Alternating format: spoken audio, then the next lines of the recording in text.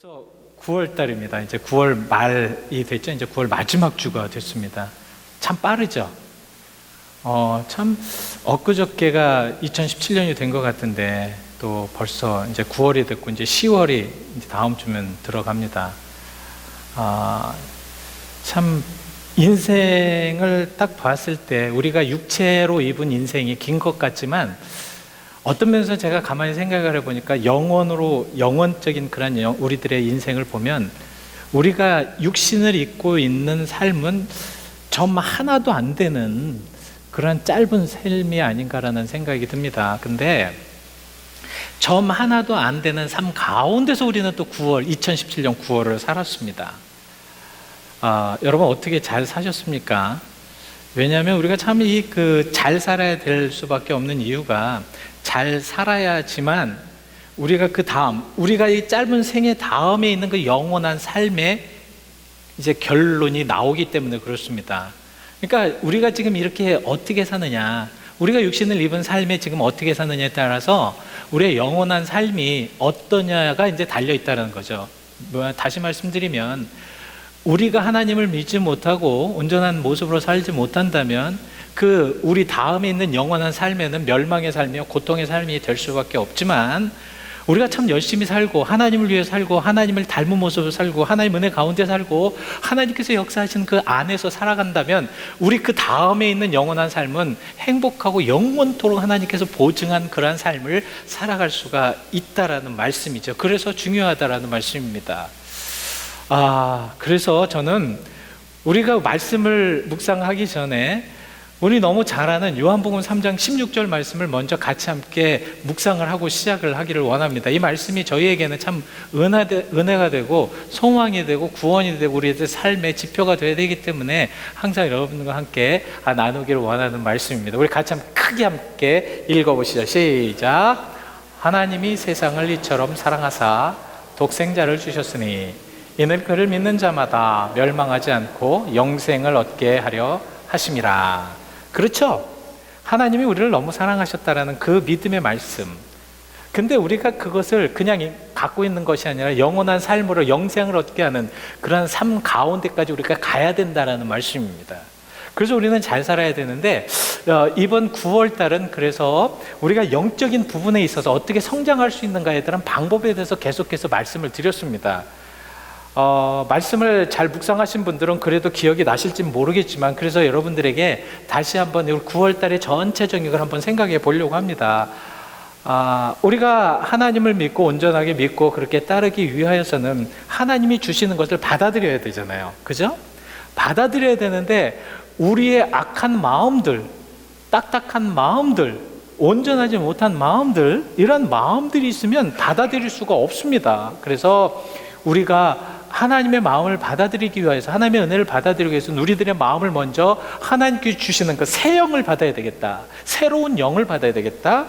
그리고 굳은 마음을 제거하고 부드러운 마음으로 바뀌어져야 되겠다라는 것입니다. 그래서 에스겔서 36장 26절에는 새 영을 너희 속에 두고 새 마음을 너에게 주되 너의 육신에서 굳은 마음을 제거하고. 육신에서 굳은 마음이라는 것이 무엇입니까? 하나님의 말씀을 믿지 못하고 하나님의 말씀이 주어지는데도 불구하고 마음이 너무 굳어가지고 딱딱해져가지고 그것이 들어가지가 않는 겁니다. 그래서 그걸 다 제어하고 부드러운 마음을 줄 것이다. 왜 부드러운 마음을 줄 수밖에 없냐면 하나님의 말씀이 막 선포되고 하나님의 말씀이 들어가야 되는데 그것을 깨닫지 못하니까 저렇게 변화되게 하신다는 것입니다. 그랬을 때 가장 먼저 하나님의 말씀이 주어졌을 때 우리는 그것을 잘 경청할 수밖에 없다는 거죠. 사무엘은 하나님의 말씀을 계속해서 하나님이 불렀는데도 사무엘은 깨닫지 못하고 있습니다. 왜냐하면 그걸 알지 못하였기 때문에. 그러나 엘리 제사장의 말을 듣고 사무엘은 이것이 하나님께서 말씀하시는 것이구나 라고 생각하면서 경청을 합니다. 그래서 하나님의 말씀이 떨어지자마자 어떻게 얘기합니까? 사무엘 하 3장 10절에 이런 말씀을 하고 있습니다. 말씀하옵소서 주의 종이 듣겠나이다. 참 멋진 말씀입니다. 말씀하옵소서 주의 종이 듣겠나이다. 당신께서 말씀하시는 모든 것 다 다 듣겠습니다. 경청을 해야. 그러니까 마음이 부드럽고 하나님의 말씀을 받아들이는 마음에는 저러한 경청의 마음, 하나님께서 주시는 모든 말씀, 사실 세상에 얼마나 많은 말들이 많습니까? 그죠? 부정적인 말, 세상적인 말, 죄악적인 말, 고통의 말들, 그런 말 속에서 하나님께서 주시는 말씀을 내가 골라서 하나님 말씀하십시오, 당신의 말씀은 내가 끝까지 듣겠다라는 그러한 말씀이라는 거죠. 그랬을 때에 하나님께서는 말씀을 주었을 때 항상 같이 주시는 게 있어요. 하나님은 말씀을 주셨을 때 옛다 요것만 가져라, 그것이 아니라 그 말씀 속에 풍성한 은혜를 같이 주십니다. 우리는 저렇게 경청했을 때, 하나님의 말씀을 경청했을 때 항상 따라오는 것이 무엇이냐면 은혜예요. 은혜. 하나님께서 주시는 은혜, 하나님께서 주시는 역사하심, 하나님께서 주시는 사랑, 그리고 하나님의 살아계심을 우리가 체험할 수 있는 그런 것들을 계속해서 함께 주십니다. 그러니까 여러분들, 우리가 신앙생활을 했을 때 경험이 중요한 게 왜 그런 줄 아십니까? 하나님께서 주시는 그 은혜를 계속해서 받을 수 있기 때문에 그렇다라는 거죠. 그래서 그 은혜를 받아야 된다는 거예요. 그래서 고린도후서 말씀에는 이렇게 6장 2절 말씀이 이렇게 나옵니다. 지금은 이제 은혜 받을 만한 때고 이제는 구원의 날이기 때문에 그 구원의 날에, 은혜의 날에 우리가 그것을 하나님께서 주셨을 때 받아야 된다는 거죠. 자, 이제 9월 마지막 주가 되어서 이제 9월 달의 전체적인 것을 우리가 생각을 하면서 여러분들이 한번 점검해 보시기 바랍니다. 과연 우리가 이런 말씀이 주어졌고 이 말씀이 이제 떨어졌고 또 말씀을 많이 이렇게 받았는데 과연 내가 그 말씀을 가지고 얼마큼 적용을 했고, 이 9월 달 안에 여러분들이 살아가시면서, 여러분들이 육신의 그런 몸을 가지고 살아가시면서 또 이 시간의 흐름 속에 살아가시면서 과연 그 말씀을 통해서 내가 무엇을 느꼈고 무엇을 알았고 무엇이 변화되었고 또 하나님께 더 근접하여서 살았는가를 한번 생각해 보셔야 됩니다. 왜냐하면 우리가 살아가는 그런 모든 모습 속에 하나님을 믿는 것이 이제는 계속해서 하나님께 더 가까이 가도록 습관화를 만들어야 된다는 거예요. 우리는 계속해서 하나님의 형상을 잃어버리고 살아갈 수밖에 없는 죄인들입니다. 그러니까 조금 잘못하면 하나님의 형상을 잃어버리고 하나님의 형상대로 완전히 잃어버리고 그렇게 살아갈 수밖에 없다라는 거예요. 그래서 우리는 정말로 하나님의 은혜가, 하나님의 역사하심이, 하나님의 축복이 계속 이어지고 계속 쏟아 부어질 수 있도록 우리가 그렇게 준비하는 것이 중요하겠다. 그래서 오늘은 그런 모든 삶 속에서 예수님을 닮아가는, 우리 하나님을 닮아가는, 우리 하나님의 형상을 찾아가는 그런 모습을 다시 한번 여러분들에게 말씀을 드리기를 원합니다. 이것이 왜 중요하냐면 우리가 하나님의 형상대로 살아가고 하나님의 형상을 찾아야지만 저 모든 축복 가운데, 하나님의 의로운 가운데, 은혜 가운데 살아갈 수 있기 때문에 그렇다는 것이죠. 그래서 하나님의 그런 마음과 또 예수님의 마음을 닮아가는 그런 모습 속에서 우리는 어떻게 해야 되는가, 여러분 주보를 한번 참조해 보셔도 좋고요. 첫 번째는 어떻게 하라고요? 첫 번째는 계명을 지켜야지만, 계명 속에 들어가야지만, 하나님 주신 그 말씀 속에 들어가야지만 우리가 그것을 따라서 살아갈 수가 있습니다. 여러분 캘리포니아에 지금 살고 계시잖아요. 캘리포니아에 사시려면 캘리포니아의 법을 따르셔야 됩니다.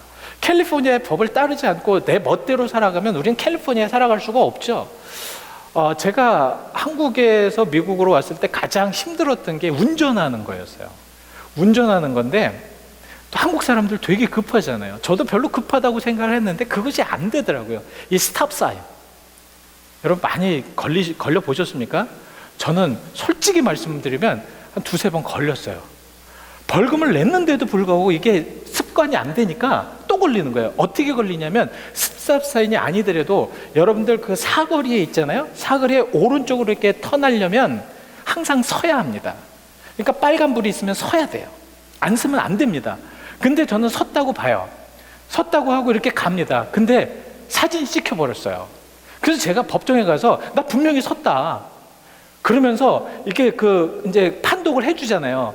근데 섰는데 이렇게 브레이크만 딱 밟고 그냥 가버린 거예요. 그래서 거기에서 웃으면서 이야기를 하더라고요. 캘리포니아 3second law가 있대요. 그러니까 캘리포니아에서는 브레이크를 딱 밟으면 3초는 서야 한대요.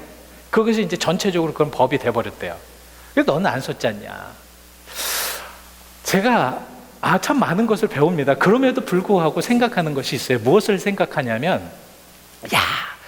우리 예수님 안에 살면 예수님이 주신 그런 계명을 잘 지켜 살아야지만 이 예수님 안에서 산다는 것이구나라는 생각을 했다라는 거죠.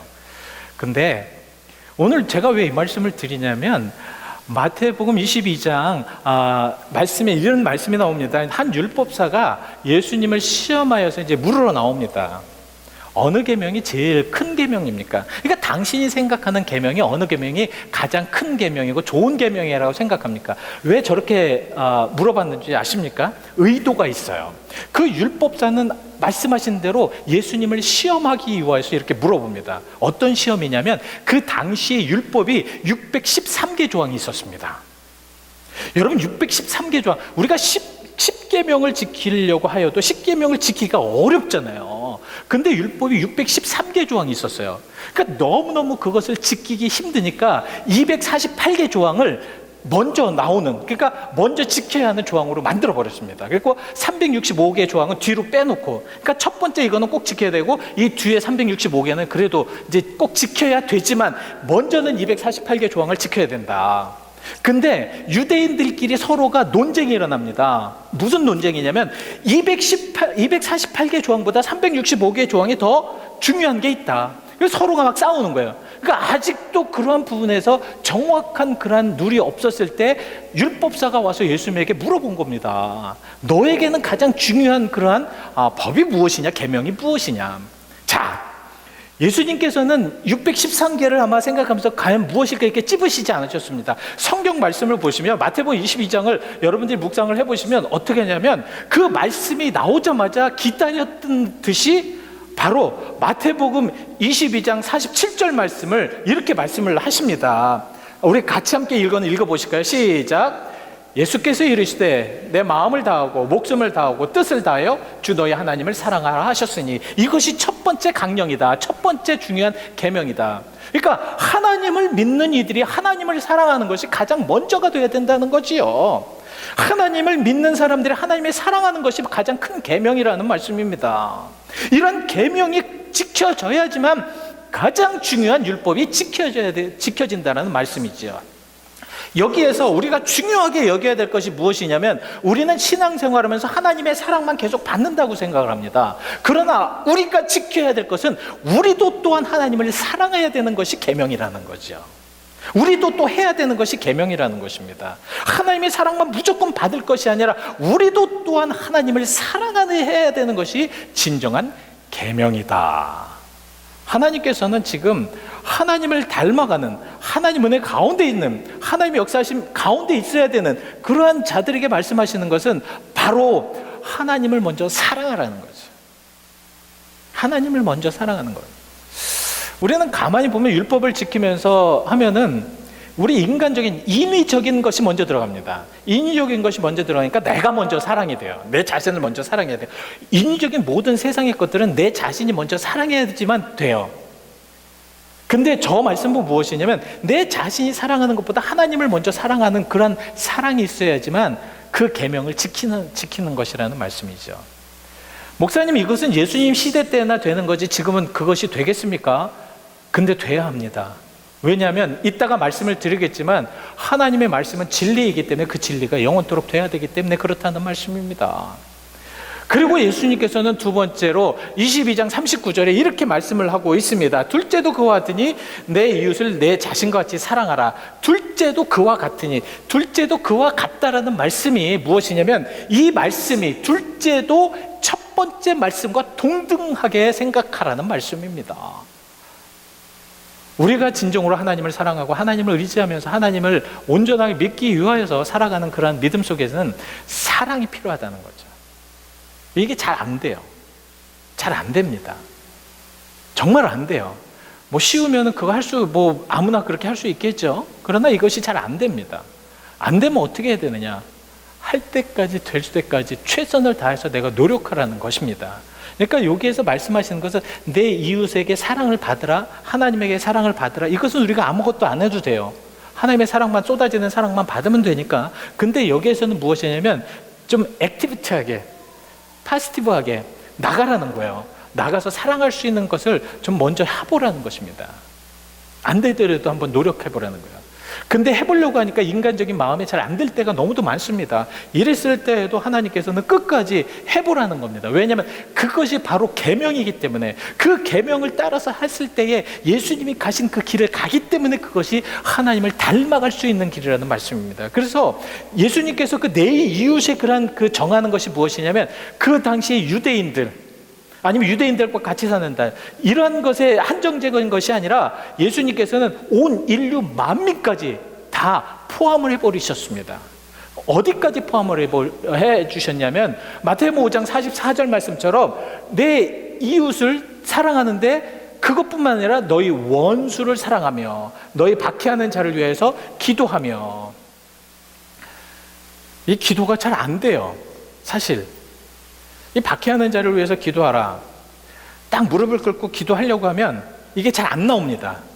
안 나와요. 왜냐하면 우리가 습관이 안 됐고 우리가 계명을 잘 지키려고 하는 마음이 없기 때문에 그렇다는 겁니다.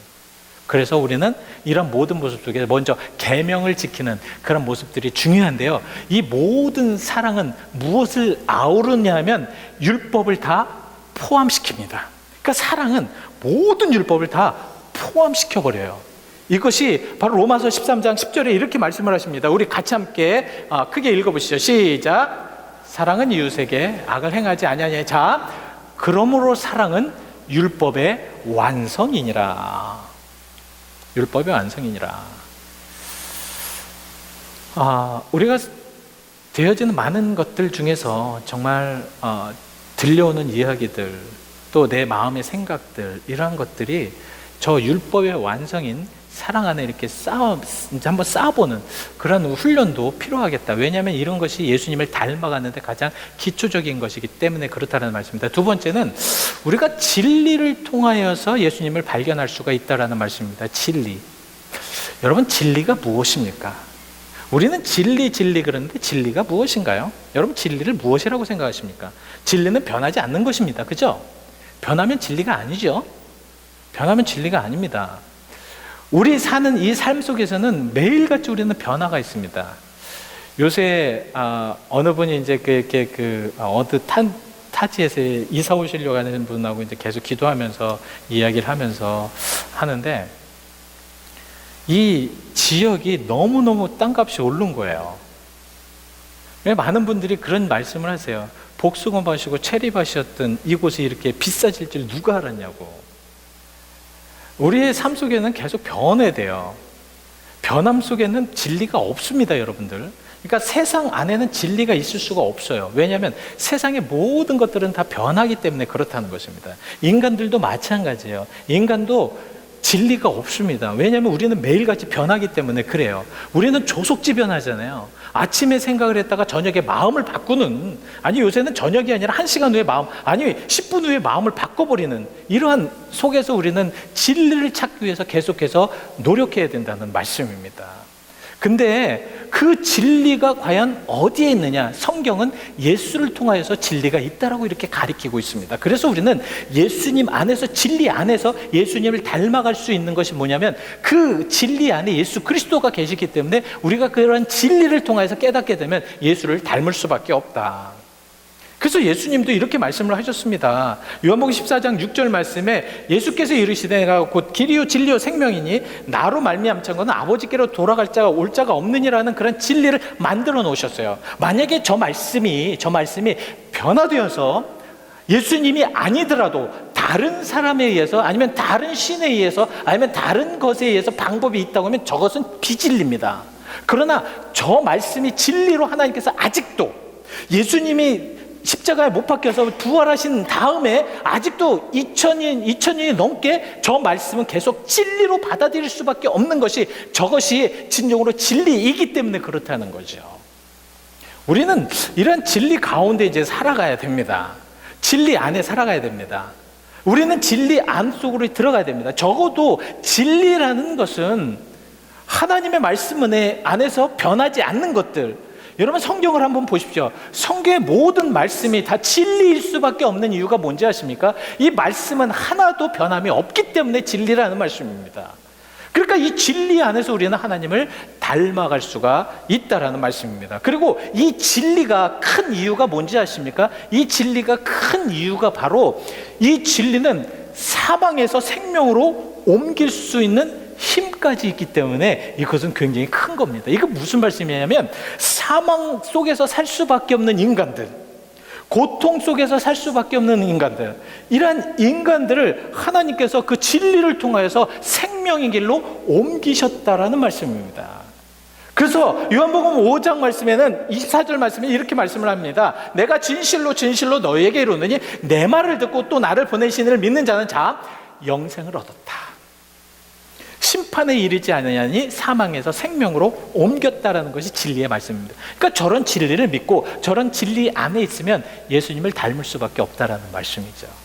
자, 세 번째는 바로 온전한 사랑 안에서 온전하게 돼야 되는 것이 바로 우리가 예수님을 닮는 방법입니다.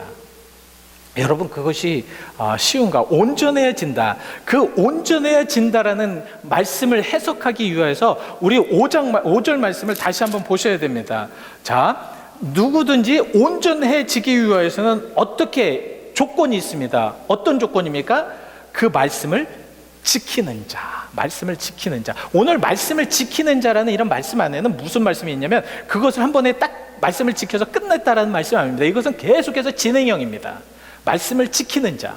그러니까 말씀 안에 들어가서 그 말씀을 대로 따라 살아가는 자들, 말씀 은혜 가운데 살아가는 자들, 하나님의 말씀이 주어졌으면 그 말씀대로 계속해서 끝까지 따라가는 자들, 뭐 한 번 딱 말씀이 주어졌기 때문에 그거로 끝나는 것이 아니라 평생의 끝까지 그 말씀 안에서 살아가는 자들을 하나님께서 온전케 하시겠다는 약속의 말씀입니다. 여러분, 우리가 완전해질 수가 없어요.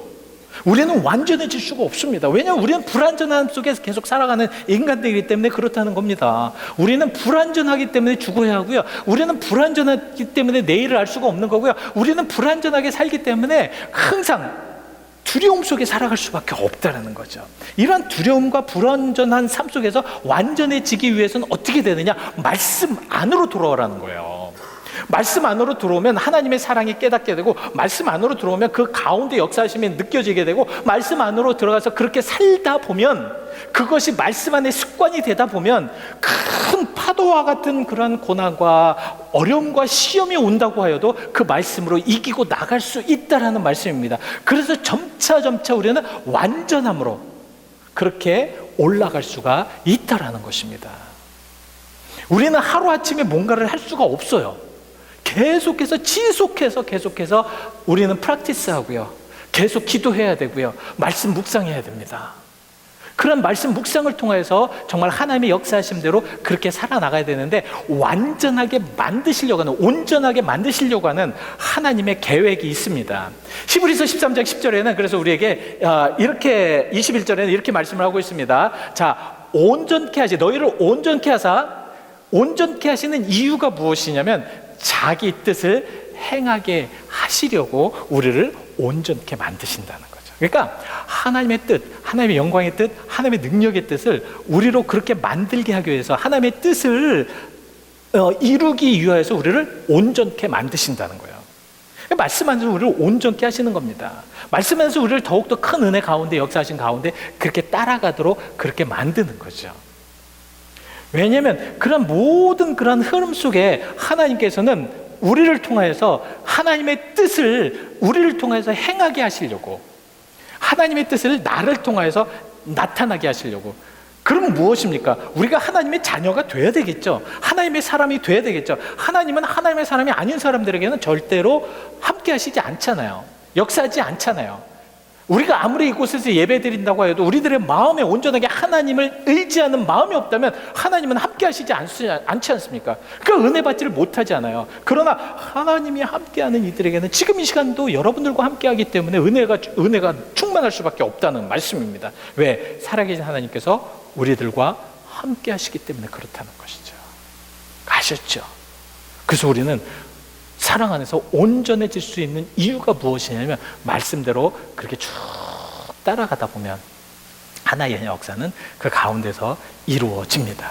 그래서 마태복음 5장 말씀에는 우리에게 이렇게 말씀을 하고 있어요. 그러므로 하늘에 계신 너희 아버지 온전하신 것 같이 너희도 온전해야 된다. 이것은 무엇이냐면 하나님은 이미 온전해졌기 때문에 너희는 그 말씀을 따라서 계속해서 하나님의 그 말씀 은혜 가운데 온전하신 하나님의 뜻대로 계속 가라는 것입니다. 진행하라는 거예요. 그러니까 신앙은요, 진행형이 돼야 됩니다. 무슨 말씀인지 아시죠? 우리는 은혜 받았다고 한 구기에서 그냥 딱 끝나고 은혜의 그 체험을 통해서 거기에서 그냥 머물러 있다가 계속 그것만 바라면서 갑니다. 안 됩니다. 은혜 받은 이들도 계속 앞으로 가셔야 돼요. 계속 전진하셔야 됩니다. 은혜 쪽으로 계속 가셔야 됩니다. 하나님을 향해서 가셔야 됩니다. 그래야 더 닮아가요. 우리는 모든 행위에 좋은 것들을 행할 때에 내가 좋아하는 것을 행할 때 닮고 싶잖아요. 그런 것처럼 하나님을 닮기를 원하는 이들은 계속해서 하셔야 됩니다. 자, 마지막으로 오늘 말씀은 뭐라고 말씀을 하고 있냐면 이제는 예수님께서 행하시는 대로 우리도 행해야 된다는 거예요. 이것이 중요합니다. 이제 9월 달에 우리가 이제 마지막 말씀을 들으면서 우리가 예수님께서 행하신 대로 우리도 같이 행하자. 여러분, 예수님께서 행하신 대로 우리가 행한다는 것, 이거 참 어려운 일입니다. 쉽지가 않아요. 그렇지만 그렇게 될 때에 우리는 예수님을 닮아질 수밖에 없습니다. 예수님을 따르는 제자들이 예수님과 같이 동행하지 않으면 그게 제자입니까? 제자 아니잖아요. 그죠? 예수님의 길을 이렇게 만들어 놓으셨는데 그래서 그 길로 가야 되는데 그 길로 가지 않으면 예수님과 동행하는 거 아니지 않습니까? 그래서 예수님께서는 항상 이렇게 말씀을 하십니다. 야, 너희들이 내 안에 거하라. 너희들이 내 말 안에 거하라. 귀 있는 자는 들을지어다. 너희들이 내 말씀이 얼마나 중요한지 모른다. 그러니까 내 말에 거하라. 그래서 요한복음 15장 4절에는 이렇게 말씀을 하십니다. 우리 같이 함께 이건 읽어보셔야 됩니다. 시작. 내 안에 거하라. 나도 너희 안에 거하리라. 가지가 포도나무에 붙어있지 아니하면 스스로 열매를 맺을 수 없음같이 너희도 내 안에 있지 않으면 그러하리라. 우리가 예수님을 따라가는 그런 모습 속에 예수님 안에 있어야 따라가는 거 아닙니까? 하나님도요, 요새 이사야를 묵상하잖아요. 그죠? 여러분, 이사야를 묵상하실 때 그 이사야 포인트가 무엇입니까? 무엇이에요? 유대인들이 아무리 죄를 지고 남유다가 정말 너무너무 큰 죄를 져서 멸망을 당하고요, 그 다음에 주변의 10개국을 통하여서 하나님께서 계속해서 그들을 깨닫게 하시고 느끼게 하시고 그들의 멸망을 통해서 하나님의 역사심을 알게 하시지 않습니까? 그렇지만 이사야가 얘기하려고 하는 것이 무엇입니까? 무엇이에요? 가장 기본적인 무엇입니까? 임마누엘의 하나님을 지금 주장하지 않습니까? 하나님과 함께 있으라는 거죠. 어떻게 해서든지 하나님과 동행하라는 겁니다. 어떤 상황이든지 끝까지 하나님과 동행할 때에 살아갈 수 있다는 겁니다. 남유다의 그런 사람들도 어떻게 해서든지 하나님 안에 하나님과 동행해야지 남은 자가 되어서 다시 돌아올 수 있고 회복할 수가 있다라는 말씀입니다. 그것이 중심의 말씀이에요. 그러니까 예수님도 내 안에 거하라. 내 안에 거해야지만 열매가 나타날 수 있고 그리스도인의 열매가 나타날 수 있고 예수의 열매가 나타날, 믿음의 열매가 나타날, 신앙의 열매가 나타날 수가 있다라는 말씀이에요. 그러나 내 안에 거하지 않으면 어떻게 됩니까? 밖에 말라서 그냥 벌어져서 그냥 불 속에 쏘시게 밖에 될 수가 없다라는 말씀이죠. 예수님을 닮는 것은, 가장 중요한 것은 예수님 안에 거해야 합니다. 많은 사람들이, 특히 빌립이나 예수님을 믿는 또 예수님을 따르는 제자들이 이렇게 말씀을 하였는데도 계속해서 예수님, 그러면 하나님을 좀 보여주십시오. 당신이 하나님의 아들이라고 하는데 그런 하나님을 좀 보여주십시오. 그럴 때 예수님께서 뭐라고 말씀하세요? 야, 왜 하나님을 보여달라고 하느냐? 나를 본 자가 바로 하나님을 본 자인데. 요한복음 말씀에는 그래서 이렇게 말씀을 하고 있습니다. 예수께서 이르시되 빌립아, 내가 이렇게 오래 너와 함께 있는데 내가 나를 알지 못하느냐? 나를 본 자는 아버지를 보았거나 어찌하여 아버지를 보이라 하느냐? 우리가 신앙생활을 하면서 하나님 안에 있는 자들은 하나님을 바라볼 수가 있습니다. 하나님 안에 있는 자들은요, 하나님을 바라보면서 하나님을 닮아갈 수가 있다는 거예요. 이것이 바로 무엇이냐면 하나님의 형상을 되찾는 거거든요. 여러분, 하나님의 형상을 꼭 되찾으시며 살아가셔야 됩니다. 이 악한 세상에서 정말 제가 가만히 생각을 해봅니다. 요새 저의 이제 미니스트리도 생각을 해보고 또 앞으로 계획도 생각을 해보고 계속 또 이제 그 총회가 다가오니까 이제 그 모든 것들을 생각을 하면서 기도하면서 막 그렇게 이제 시간을 보내요. 막 중심을 어디에다 두어야 되는지 시간을 보냅니다. 그런데 정말 가장 중요한 것은 과연 내가 예수 안에 있는가? 예수님을 닮아가고 있는가? 나의 모습 속에서, 나의 행위 속에서, 나의 모든 것 속에서 지금 중심을 하나님에게 두고 하나님만 바라면서 지금 나가고 있는가? 그럼 성공합니다. 근데 우리가 그렇게 못하면 어떻게 되느냐? 우리들의 많은 삶이 매일 똑같아져요. 매일 그냥 그대로, 그 모양대로 됩니다. 하나님과 닮지 못하는 삶 속에서 그냥 하나님의 형상도 제대로 찾지 못하는 그런 나약한 모습으로 살아갈 수밖에 없다는 겁니다. 그러나 우리가 예수 그리스도를 닮으면요, 오늘 예수님께서 말씀하신 것처럼 아까 우리 요한복음 15장 4절 말씀처럼 열매를 맺을 수가 있다는 겁니다. 예수 닮은 사람들은 열매가 나타날 수밖에 없습니다. 무슨 말씀인지 아시죠? 자, 이런 믿음을 가지고 여러분들이 한번 중심을 가지고 한번 기도해 보시고요. 한번 나아가 보시길 바랍니다. 기도해 보시길 바랍니다. 그 가운데 하나님의 역사는 분명히 여러분을 통해서 이루어질 것이고요. 여러분들을 보면서 예수 그리스도가 발견될 줄 믿습니다. 기도하십시오.